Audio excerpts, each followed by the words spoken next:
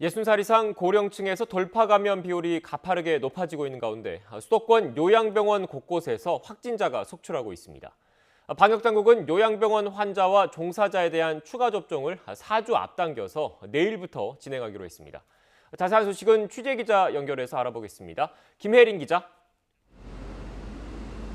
네, 서울 응암동 요양병원에 나와 있습니다. 네, 백신 접종이 가장 먼저 진행된 곳 요양병원인데 최근 돌파 감염이 속출하고 있는 것 같습니다. 지금 김 기자가 나가 있는 요양병원에서도 돌파 감염 사례가 나왔다고 하던데 현장 분위기는 어떻습니까?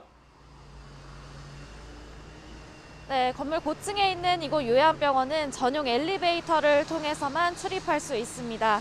요양병원을 오가는 이들은 모두 입구에서 체온 측정 등을 하도록 하는 등 방역 관리에 신경을 쓰는 모습이었는데요.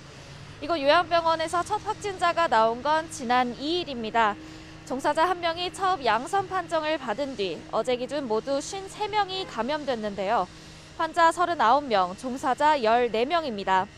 이 가운데 환자 27명, 종사자 12명은 접종 완료 뒤 2주가 지나 코로나19에 감염되는 이른바 돌파 감염으로 추정됩니다. 경기 용인시 요양병원에서도 돌파 감염이 속출했는데요. 지난 2일 병원 종사자가 처음으로 양성 판정을 받은 뒤 지금까지 확인된 확진자만 58명에 달합니다. 환자가 47명, 종사자가 11명으로 방역당국은 이들 대부분이 돌파 감염된 것으로 추정하고 있습니다. 이곳 요양병원에선 사망자도 2명 나온 상황입니다. 수도권 곳곳에서 돌파 감염이 확산하는 가운데 방역당국은 내일부터 요양병원, 요양시설 등 고위험 시설 환자, 종사자 50만 명에 대해 추가 접종을 시작합니다. 추가 접종은 기본 접종을 마친 뒤 6개월 뒤에 하는 게 원칙인데요.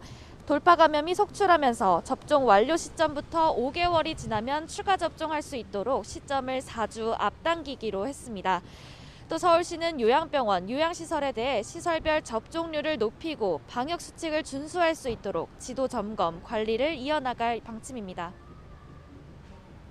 네, 김혜린 기자. 이렇게 요양병원 외에도 다른 위험군에 대해서도 곧 추가 접종이 진행될 예정인 거죠?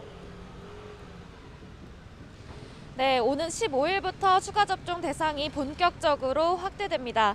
50대와 18살에서 49살 사이 기저질환자에 대한 추가 접종이 시작되는 건데요. 돌봄 종사자, 특수 교육 보육 종사자, 보건교사, 사회 필수 인력 등 우선 접종 직업군에 대한 추가 접종도 진행됩니다. 또 같은 날부터 병원급 이상 의료기관 종사자도 추가 접종을 받을 수 있습니다. 요양병원 환자나 종사자, 병원급 이상 의료기관 종사자에 대한 추가 접종은 해당 기관에서 자체 접종으로 진행되는데요.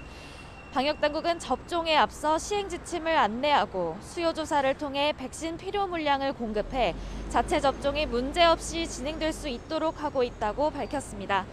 지금까지 서울 응암동 요양병원 앞에서 YTN 김혜린입니다.